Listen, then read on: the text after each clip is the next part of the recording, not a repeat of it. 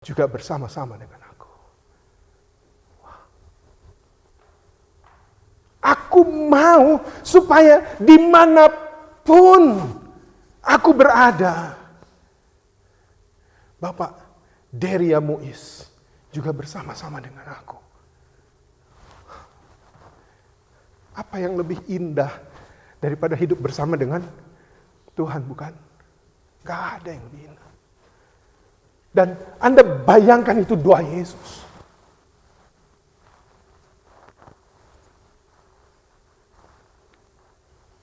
Kalau kita membayangkan ini secara personal, saya berulang-ulang ketika mempersiapkan ini.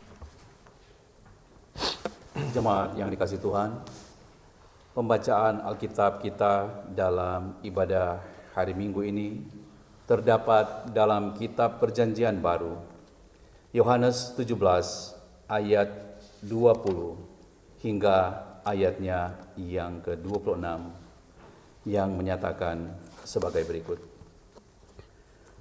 Dan bukan untuk mereka ini saja aku berdoa, tetapi juga untuk orang-orang yang percaya kepadaku oleh pemberitaan mereka, supaya mereka semua menjadi satu, sama seperti Engkau, ya Bapa, di dalam aku dan aku di dalam Engkau, agar mereka juga di dalam kita, supaya dunia percaya bahwa Engkaulah yang telah mengutus aku, dan aku telah memberikan kepada mereka kemuliaan yang Engkau berikan kepadaku, supaya mereka menjadi satu, sama seperti kita adalah satu.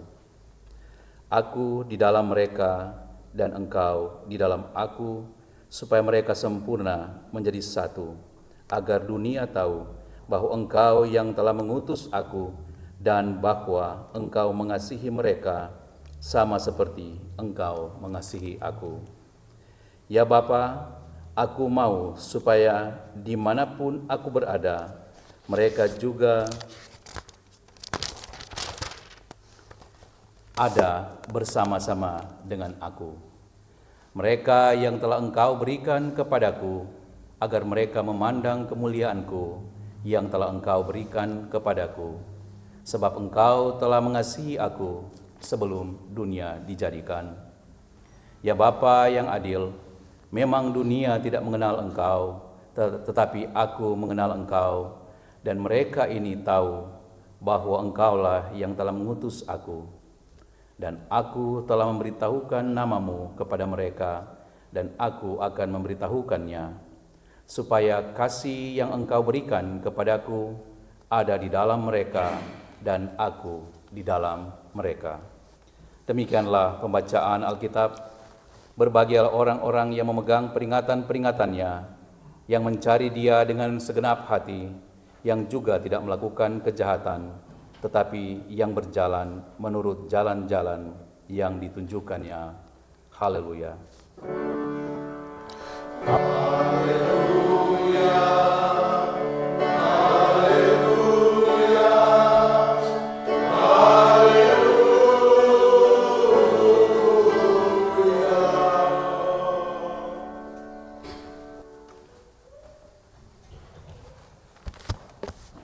Bapak Ibu dan saudara-saudara yang dikasihi Tuhan, Shalom. Apa kabar? Baik ya, puji Tuhan. Nah Bapak Ibu, saya memulai khotbah ini dengan sebuah pertanyaan. Pertanyaan begini, dalam seluruh rangkaian ibadah dari awal sampai akhir, kira-kira bagian mana yang kadang-kadang membuat Bapak Ibu merasa bosen? Ini membosankan.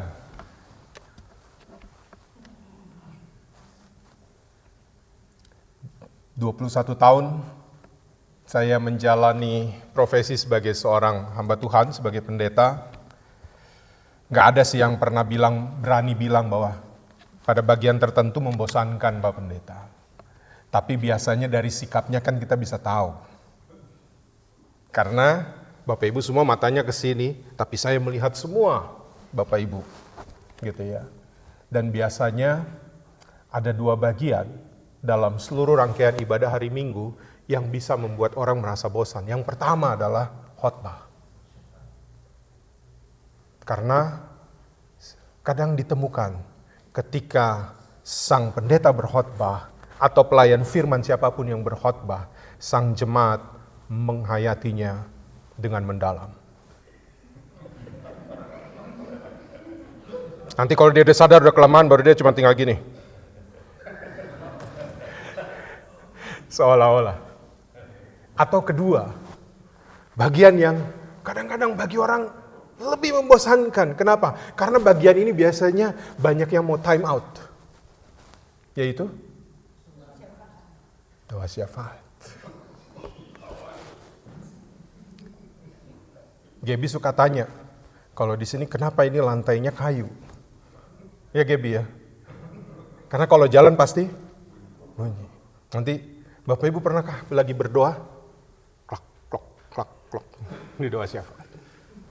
Banyak orang yang ingin time out di sana. Banyak juga yang awalnya berdoa, mengikuti, tapi doanya jadi sangat mendalam. Bahkan dalam satu peristiwa, yaitu kalau di Indonesia, kalau Paskah itu ibadahnya selalu subuh. Dalam satu peristiwa ketika saya sedang berdoa di ibadah Paskah, tiba-tiba ada yang sangat mendalam menghayatinya sampai babunyi. Snoring dia. Untung cuma beberapa detik.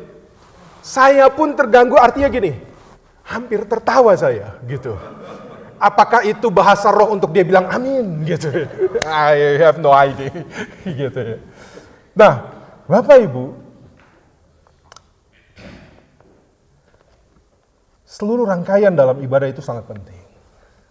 Ya. Doa, apalagi doa kita itu menunjukkan relasi kita dengan Tuhan. Nah, kalau bicara soal doa, Bapak Ibu, sebagai seorang hamba Tuhan sangat sering saya di sini ada Pak Pendeta Petrus, ada Pak Pendeta Tony. Kita sering kali bilang, Pak Pendeta tolong doakan. Gitu ya. Sering diminta, tolong doakan, tolong doakan, tolong doakan. Oke. Tapi saya mau sadarkan kita Bapak Ibu, begini, jangan sampai ketika Bapak Ibu bilang, Pak Pendeta tolong doakan, dan Bapak Ibu menyerahkan, udah ini urusan Pak Pendeta, doain saya. Dan saya tidak berdoa lagi. Ya, itu saya mau menyampaikan, karena begini, saya tanya sekarang Bapak Ibu jawab dengan sejujurnya. Kira-kira, kalau saya berdoa, dan Pak Penatua Oscar berdoa, atau Pak Raymond Andris berdoa, doa siapa yang didengar?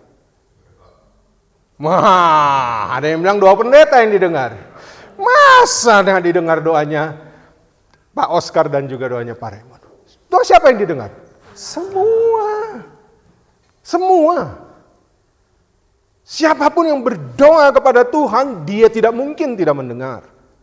Dan lebih serunya lagi, saya pernah dalam satu perjalanan naik mobil sama-sama dengan jemaat. Lalu kami putar-putar biasanya di tempat itu harus putar-putar cari parkir. Tapi begitu lagi jalan, tiba-tiba dapat spot kosong untuk parkir dan langsung jemaat itu bilang, untung jalan sama Pak Pendeta.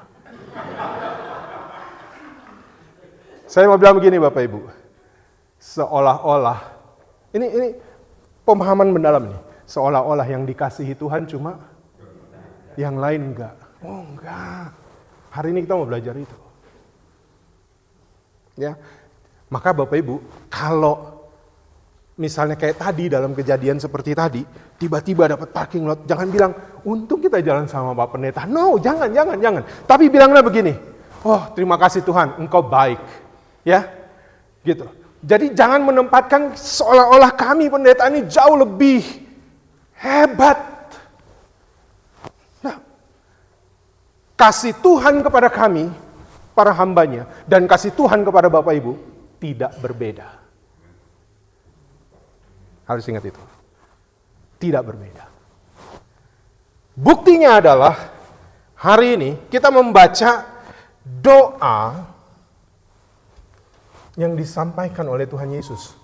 Bapak Ibu, Jadi doa Tuhan Yesus ini doa syafaat panjang. Kalau Bapak Ibu baca doa Tuhan Yesus ini, Yohanes 17 itu ayat 1 sampai 26.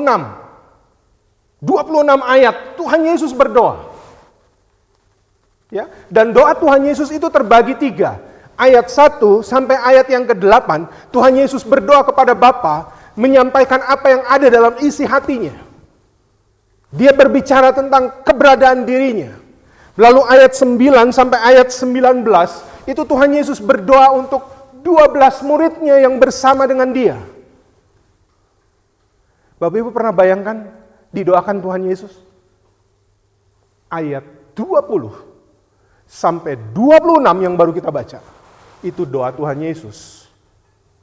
Tolong ditampilkan supaya kita bisa lihat. Ini coba lihat ayat 20 dimulai.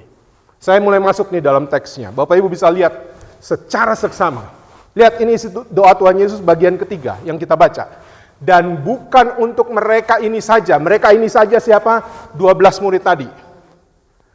Tapi aku berdoa juga untuk orang-orang yang percaya kepada pemberitaanku melalui pemberitaan mereka. Melalui pemberitaan siapa? Para murid. Kita duduk di sini adalah orang-orang yang percaya pada pemberitaan para murid. Betul? Berarti Tuhan Yesus sedang berdoa untuk siapa? Saudara dan saya. Doa syafaat membosankan, tapi kalau ada nama kita disebut, senang kita. Saya pernah jadi jemaat.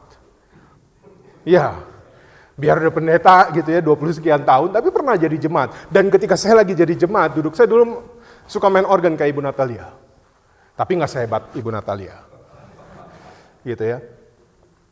Lalu didoakan, wow, Tuhan berkati organis, Saudara Samuel KH belum nikah. Saudara Samuel KH, rasanya senang. Kalau didoakan, senang. Dan can you imagine?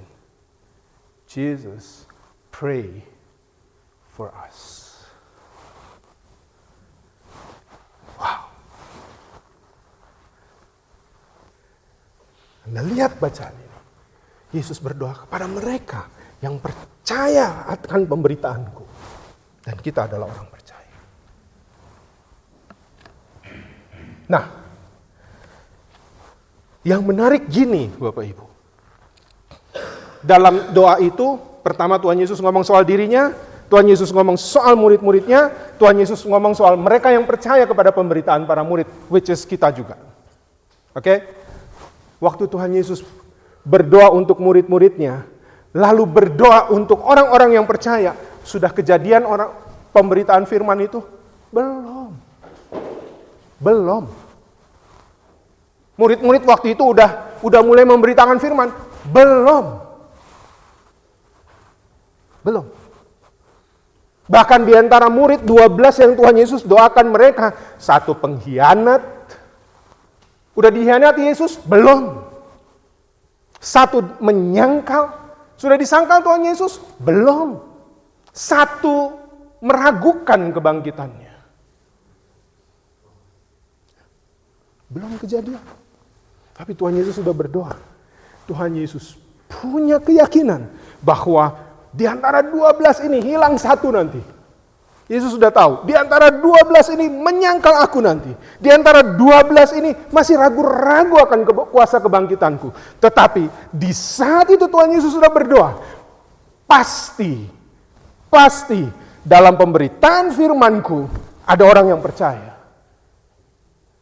Bahkan sampai 2000 tahun kemudian, maka kita duduk di sini. Dan Tuhan Yesus sudah berdoa bagi kita dari 2000 tahun lalu.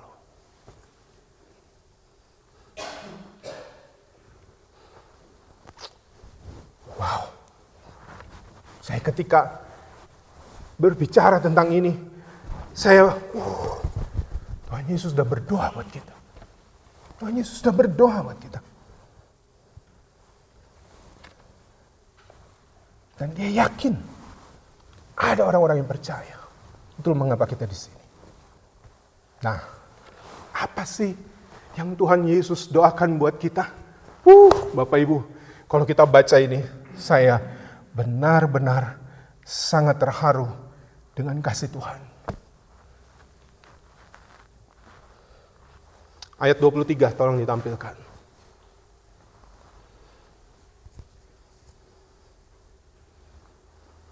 Lihat, Tuhan Yesus bilang begini. Aku di dalam mereka. Siapa mereka? Kita. Oke? Kita. Ini yang lagi Tuhan Yesus ngomong. Dan engkau di dalam aku. Supaya mereka sempurna menjadi satu. Agar dunia tahu bahwa engkau telah mengutus aku. Bapak Ibu, lihat kalimat paling terakhir ini. Dan bahwa engkau mengasihi mereka sama seperti kau mengasihi aku. Ya, bahasa Inggrisnya, then the world will know that you sent me and have loved them, which is it us right now, even as you have loved me. Bapak Ibu, kalau Bapa, ini harus dipahami secara mendalam. Kalau Bapa mengasihi Yesus, Yesus itu taat. Yesus itu selalu berdoa. Yesus itu selalu melakukan apa yang menjadi agenda Bapa di sorga melalui dirinya. Maka dia dikasihi, pantas dia dikasihi. Tapi kita, loh Bapak Ibu, kita harus pahami ini mendalam. Bapa mengasihi kita seperti dia mengasihi Yesus, itu yang Yesus minta.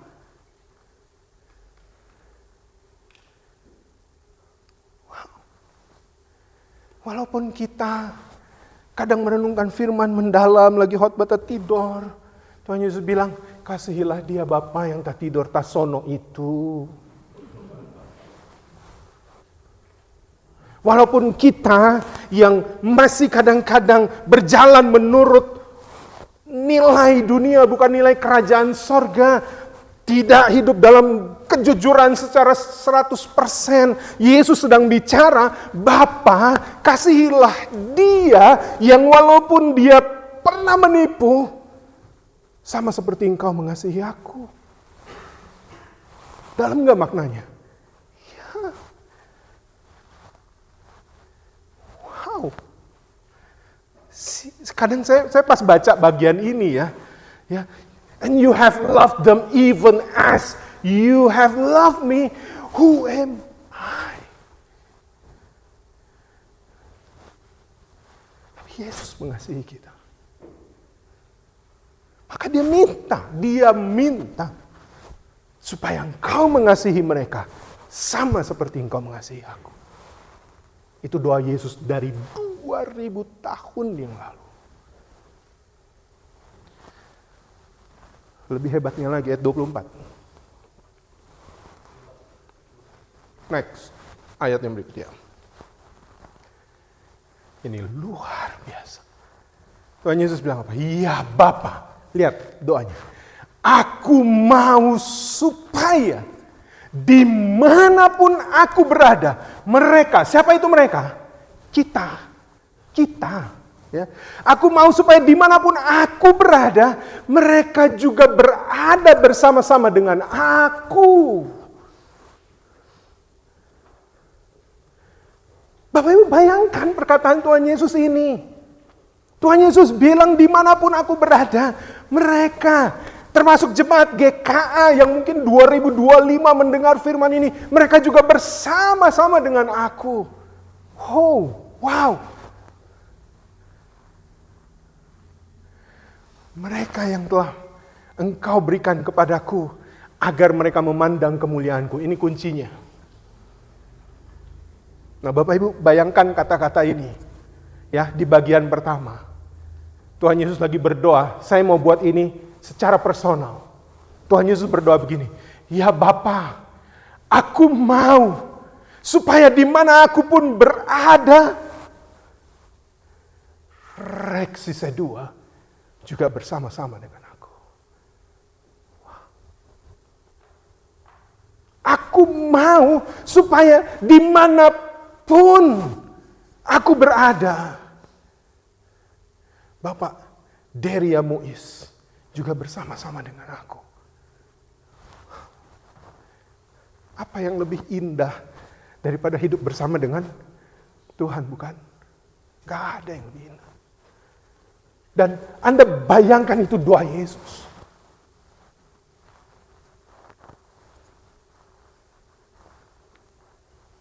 Kalau kita membayangkan ini secara personal, saya berulang-ulang ketika mempersiapkan ini, dari pagi-pagi buta tadi, saya terus berpikir, Tuhan, siapa saya? Siapa saya? Tapi ini yang Tuhan Yesus doakan.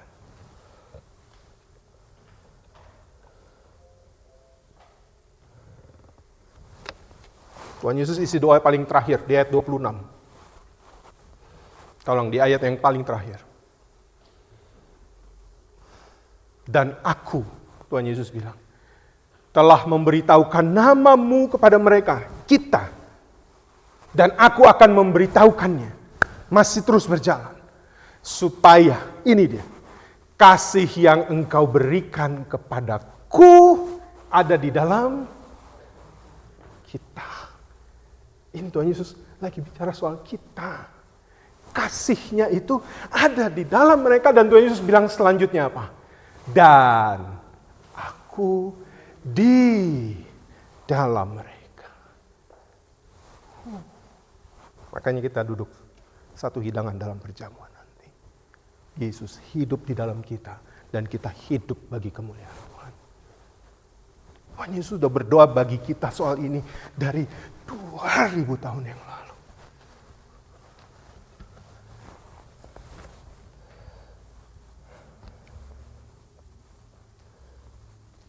Ada dua kali. Ada dua kali tujuan yang Tuhan Yesus sampaikan melalui doanya ketika dia berbicara kepada Bapa tentang saudara dan saya. Ayat 21, saya kembali ke ayat 21. Ada dua kalimat yang diulang. Supaya mereka menjadi satu, sama seperti engkau ya Bapa di dalam aku di dalam engkau, agar mereka juga di dalam kita. Kalimat berikutnya saya ajak kita baca sama-sama. No, masih tadi. Ya, yang tadi. Ya. Supaya dunia, sampai di situ dulu. Itu tujuannya. Supaya dunia percaya. Ayat 23. Sekarang ayat 23. Nah, di sini Tuhan Yesus juga ulang. Lihat ya. Aku di dalam mereka dan engkau di dalam aku, supaya mereka semua menjadi satu. Kalimat berikut baca. Agar dunia tahu.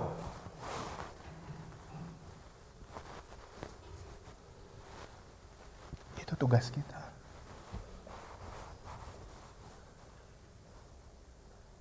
Dan apa yang Tuhan Yesus minta untuk murid-muridnya saat itu, bahkan kita yang ada saat ini sebagai murid-muridnya, itu ada di ayat 24. Sekarang ayat 24. Lihat.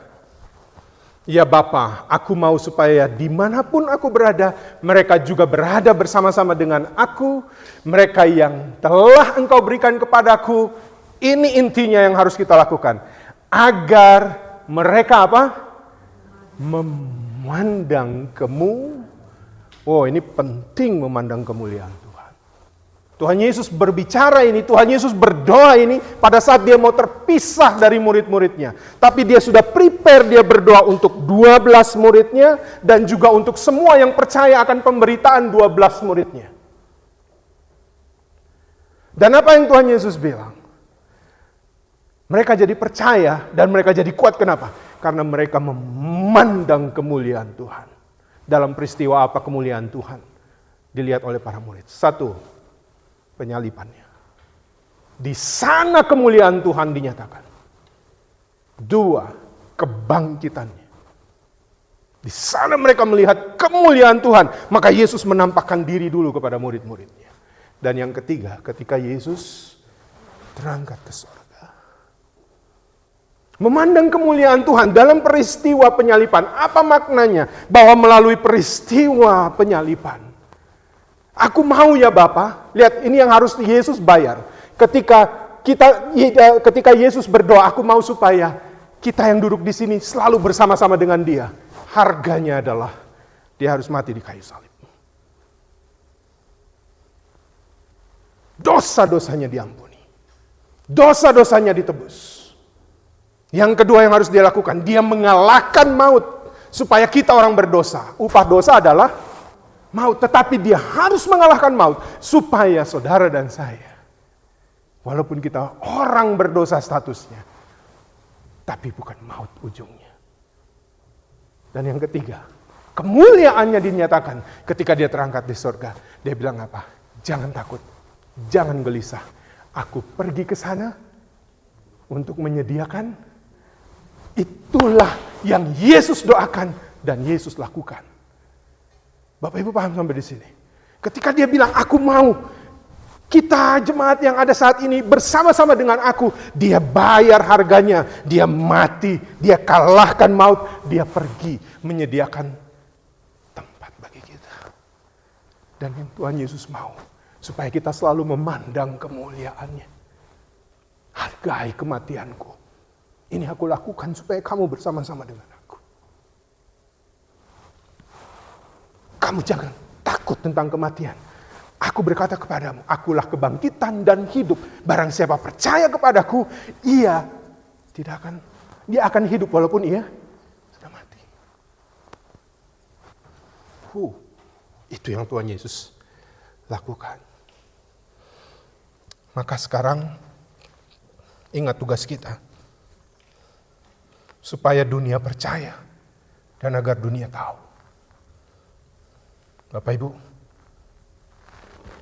ada riset dari seorang yang bernama David Kinnaman.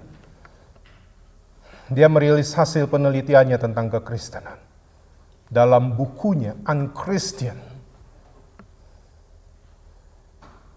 Dia riset untuk tanya apa sih pandangan orang bukan Kristen, orang di luar gereja tentang orang Kristen. Menarik. Sangat menarik. Bapak Ibu tahu, hal pertama yang mereka bilang tentang orang Kristen. 1, hipokrit. Ya.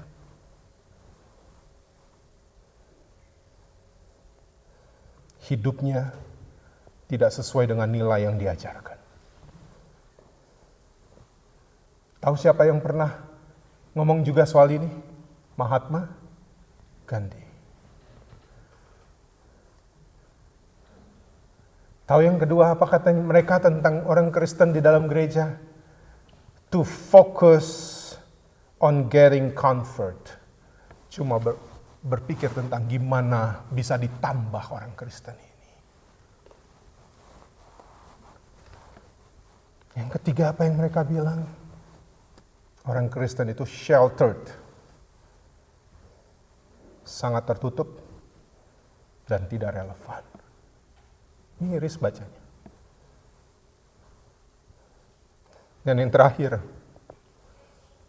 ini kalau Bapak Ibu masih ingat doa khotbah saya beberapa minggu lalu. Tahu apa yang mereka bilang di luar sana tentang orang Kristen? Judgmental. Masih ingat khotbah saya? Pakai center dengan diakon reaksi. Orang Kristen kerjanya cuma menghakimi. Gimana dunia mau percaya soal ini kan? Gimana dunia mau tahu tentang kasih Tuhan? Maka kalau dengar baik-baik tadi doa pengakuan dosa, itu dinyatakan dosa kami Tuhan. Kadang-kadang kami pikir dunia itu cuma sebatas arkola ini aja. Ketika keluar dari sini, itu udah beda.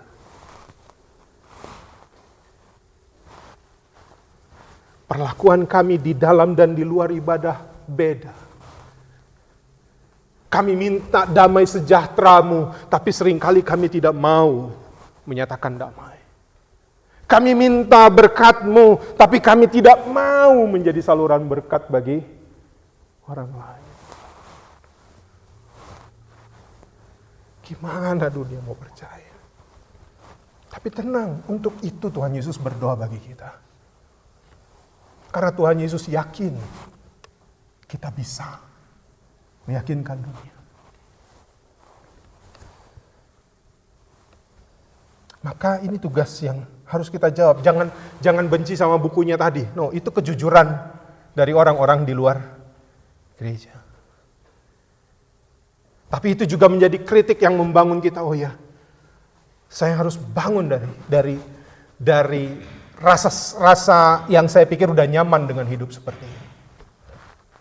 Saya harus jadi gereja yang relevan. Saya tidak mau hidup hipokrit. Bahwa di sini jujur, kan saya udah pernah bilang kadang-kadang, jangan bohong, ini hari Minggu. Jadi Senin boleh dong. Ya. Ngomong yang benar, jangan ngomong yang sia-sia. Ini di dalam gereja, di luar gereja dong.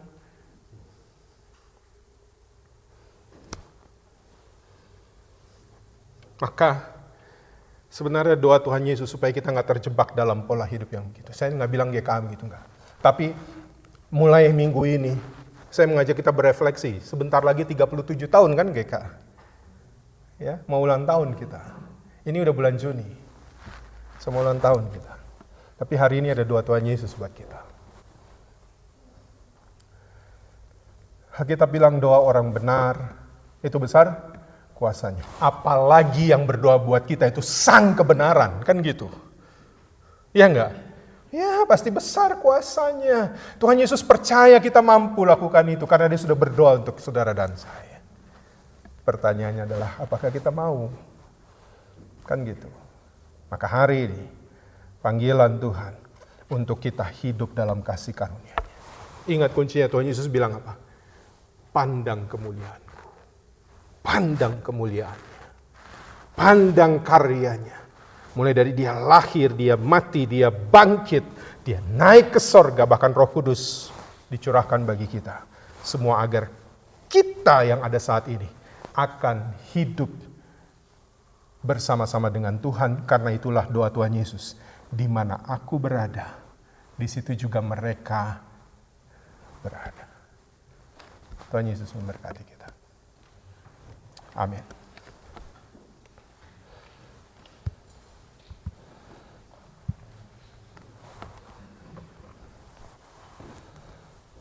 Kita akan masuk dalam pelayanan sakramen perjamuan. Karena itu dengarlah penetapan perjamuan sebagaimana yang dinyatakan dalam 1 Korintus pasalnya yang ke-11 ayat 23 sampai 26. Sebab apa yang telah kuteruskan kepadamu telah aku terima dari Tuhan, yaitu bahwa Tuhan Yesus pada malam waktu Ia diserahkan mengambil roti, dan sesudah itu Ia mengucap syukur atasnya. Ia memecah-mecahkannya dan berkata, inilah tubuhku yang diserahkan bagi kamu. Perbuatlah ini menjadi peringatan akan aku. Demikian juga Ia mengambil cawan sesudah makan lalu berkata, cawan ini adalah perjanjian baru yang dimateraikan oleh darahku. Perbuatlah ini setiap kali kamu meminumnya menjadi peringatan akan aku. Sebab setiap kali kamu makan roti ini dan minum cawan ini, kamu memberitakan kematian Tuhan sampai Ia datang. Mari kita berdoa. Ya Bapa Maha Kudus, Pencipta dan Raja semesta, kami bersyukur dan memuliakan nama-Mu. Sebab kami percaya bahwa roti dan anggur dalam cawan ini adalah lambang tubuh dan darah Tuhan Yesus. Melalui roti dan anggur ini, Engkau mempersatukan kami dengan Yesus Kristus, agar kami beroleh pengampunan dosa dan hidup baru yang kekal, untuk memaklumkan kerajaan-Mu dan kebesaran pengasihan-Mu bagi dunia ini, dan menjadikan kami milik-Mu. Engkau mengangkat kami semua orang yang jatuh, menegakkan yang tertunduk, memulihkan hati yang hancur.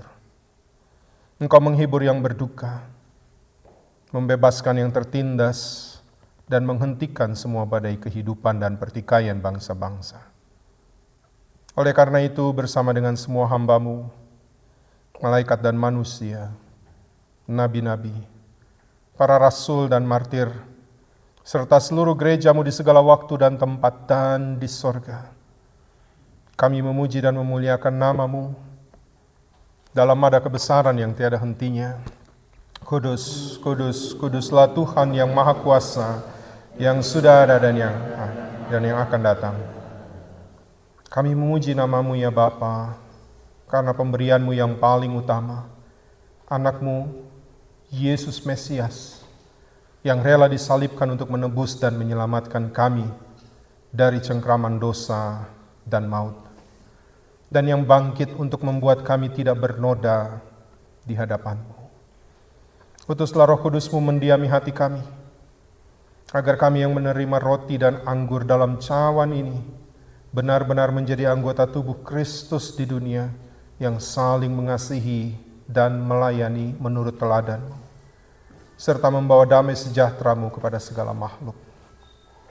Sama seperti bahan baku roti dan anggur ini yang tumbuh tersebar, kemudian dikumpulkan dan diolah menjadi satu, maka kumpulkanlah kami umat-Mu dari timur dan barat, dan utara dan selatan, dalam kerajaan anak-Mu Yesus Mesias, Tuhan dan Juru Selamat, yang sudah mengajar kami berdoa.